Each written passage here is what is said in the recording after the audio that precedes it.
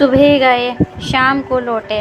रमेश जी और सुजाता जी खाना खाकर अपने कमरे में आकर आराम करने लगे। क्या सोचा फिर आपने, चलना है या नहीं, यहीं रहना है? कमरे में व्यस्त खामोशी को तोड़ते हुए सुजाता जी ने पूछा, तुम बताओ, साथ निभाने की हामी तो तुमने भी भरी थी ना?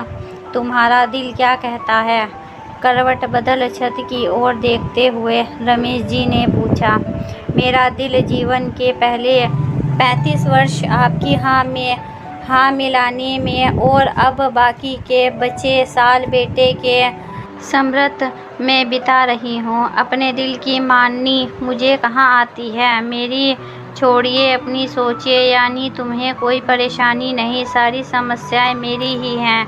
बहू की जो शिकायतें होती हैं कभी कभी वो क्या है?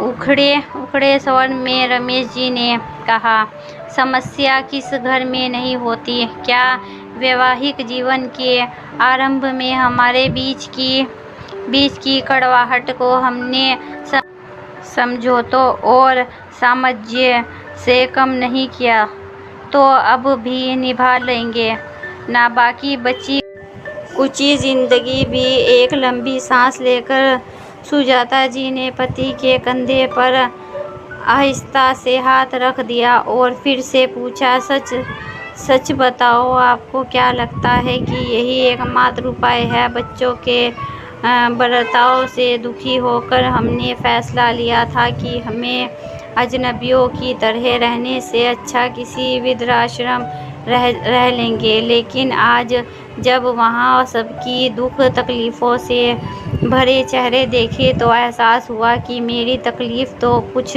भी नहीं। आंखों के कोरों से अपने आंसू पोंछते हुए रमेश जी ने पत्नी का हाथ अपने हाथों में ले लिया। वही तो समझाती हूँ आपको कि हम किस्मत वाले हैं जो हमारे बच्चों ने हमारी ज़रूरतों का हमेशा ख्याल रखा। यदि हम भी खुद को थोड़ा व्यस्त कर ले तो बच्चों से समय की शिकायत भी ना रहे। तुम भी अजीब हो सुजाता, मालूम ही नहीं पड़ता कि किसकी तरफ हो। कभी मेरी हो जाती हो, कभी बच्चों की। किसकी तरफ भी रहूं, आप सब हो तो मेरे ही ना? सभी इतना जानती हूँ कि कुछ शिकायतों को समझ के खड़बड़ में दफनाना ही बेहतर रहता है। कहकर सुजाता जी ने कमरे का एक एसी चला दिया ताकि उससे भरे इस वातावरण में कुछ ठंड मिले। अगर आपको हमारी कहानी पसंद आई तो लाइक कीजिए, शेयर कीजिए, सब्सक्राइब कीजिए। ऐसी ही दूसरी कहानी के लिए और हमारी सपोर्ट कीजिए। सुबह गए, शाम को लौटे। रमेश जी और सुजाता जी खाना खाकर अपने कमरे में आकर आराम करने लगे। क्या सोचा फिर आपने, चलना है या नहीं, यहीं रहना है? कमरे में व्यस्त खामोशी को तोड़ते हुए सुजाता जी ने पूछा, तुम बताओ, साथ निभाने की हामी तो तुमने भी भरी थी ना? तुम्हारा दिल क्या कहता है? करवट बदल छत की ओर देखते हुए रमेश जी ने पूछा। मेरा दिल जीवन के पहले 35 वर्ष आपकी हाँ मिलाने में और अब बाकी के बचे साल बेटे के समृत में बिता रही हूँ। अपने दिल की माननी मुझे कहाँ आती है। मेरी छोड़िए अपनी सोचिए, यानी तुम्हें कोई परेशानी नहीं, सारी समस्याएं मेरी ही हैं। बहू की जो शिकायतें होती हैं कभी कभी वो क्या है? उखड़े स्वर में रमेश जी ने कहा, समस्या किस घर में नहीं होती? क्या वैवाहिक जीवन के आरंभ में हमारे बीच की कड़वाहट को हमने समझौतों और सामंजस्य से कम नहीं किया तो अब भी निभा लेंगे ना? बाकी बची कुची जिंदगी भी।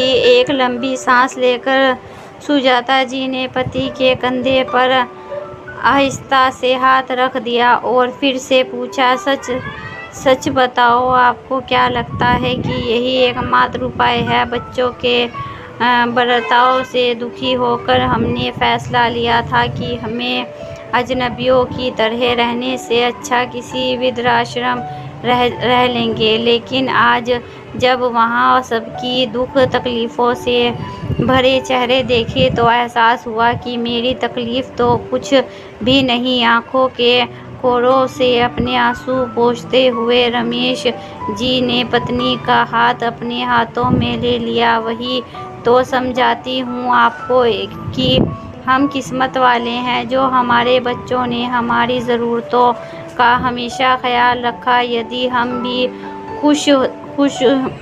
खुद को थोड़ा व्यस्त कर ले तो बच्चों से समय की शिकायत भी ना रहे।